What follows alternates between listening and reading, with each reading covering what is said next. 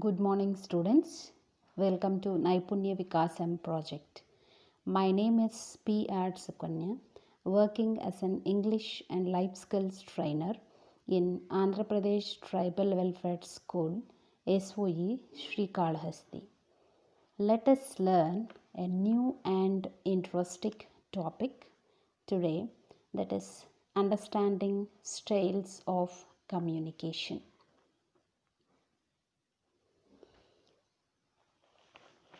Before we start our new topic, so let us have a quick revision of the important points of the previous lesson on understanding communication to develop a better awareness of the present topic.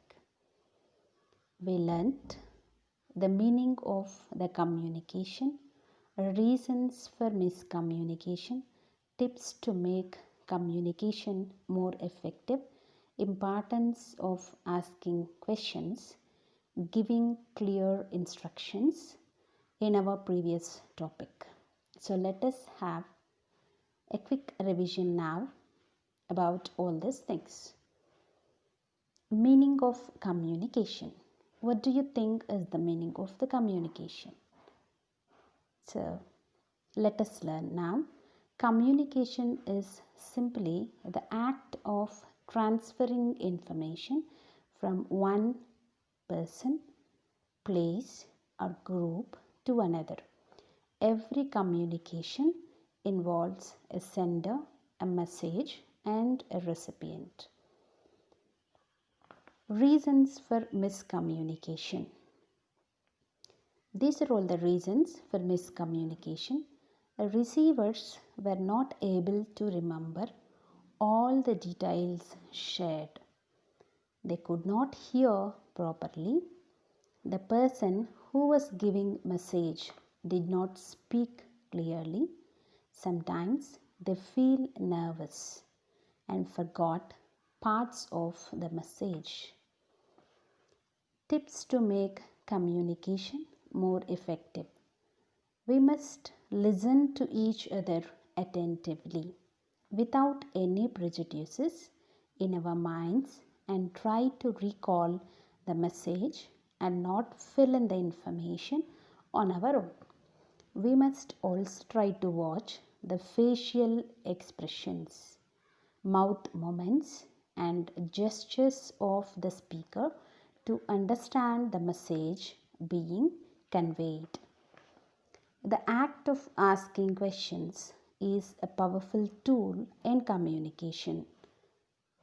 It shows the speaker that you have listened to what they have said, provides more information, and clarifies doubts. And the last one is giving clear and specific instructions helps the listener to respond effectively. So now let us start our topic, understanding styles of communication. So I'd like to share something interesting happened in our mess yesterday. I was sitting along with other teachers to have lunch. All the students were standing in a queue with their plates. It was 9th standard queue. Jayalakshmi was standing first, Pujita in the second place. Drakshayani and Usha were standing in 3rd and 4th places. Suddenly what happened, Usha, who was standing 4th in the queue, came to the first place, grabbed the clothes and shouted, pushed aside Jaya. Told Jaya, "How dare you stand in my place? I am the class leader. I should always go first. You stand behind me." Jaya is actually a calm and decent girl. She just shrugged her shoulders and gave way without any objection. Jaya started crying slowly. Pujita, who was standing second, started muttering to herself angrily without doing anything about it.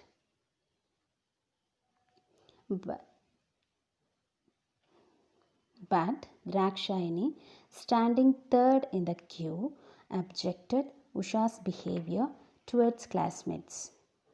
She said politely, "Excuse me, Usha, we are supposed to wait in a line, and all of us have been standing in a line for some time. You are standing behind me. Please come back and join the line and wait for your turn. Let Jaya, Pujita take their places in the line." And at the moment our PD ma'am entered the mess hall, all the students maintained silence, took their lunch, left the place. What do you understand from this? Different people react differently to the same situation.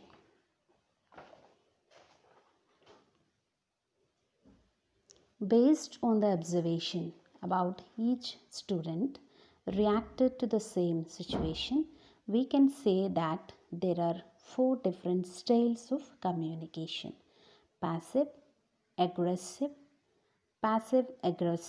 and assertive communication. Jaya did not say anything and simply gave way, behaved in a passive manner. Usha, who pushed aside Jaya, tried to jump the line and shouted at Jaya, was engaging in aggressive behavior. Pujita started muttering to herself angrily without doing anything about it, was behaving in passive aggressive manner.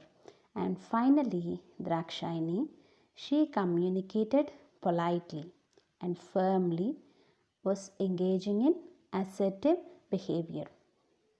Now, let us learn concept of each communication style in detail. The first one is passive communication. Passive communicators fail to express their feelings or views, and they cannot stand for their rights. They tend to speak softly and have low self-esteem. Passive communicators will say, "I am weak and unable to take care of myself. People never consider my feelings." The next comes aggressive communication. Aggressive communicators try to dominate, criticize, and blame others. They express their feelings and opinions and advocate for their rights in a way that violates the rights of others. They always speak in a loud, dominating voice and act rudely. Aggressive communicators will say, "I am always right and you are wrong." The next comes passive aggressive communication. These communicators feel passive on the surface but are aggressive under the surface. Use facial expressions that don't match how they feel, that is, smiling when angry. They'll say, "I'll appear cooperative, but I am not cooperative."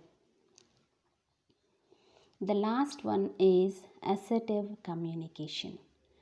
Assertive communicators express their feelings and opinions and advocate for their rights without violating the rights of others, showing respect to others.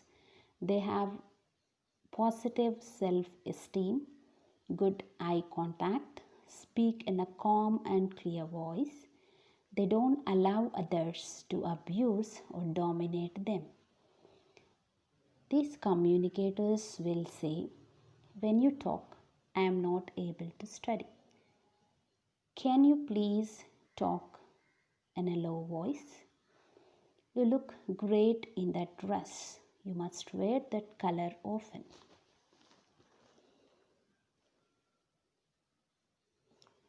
Do you think we have benefits by developing the awareness on the styles of communication?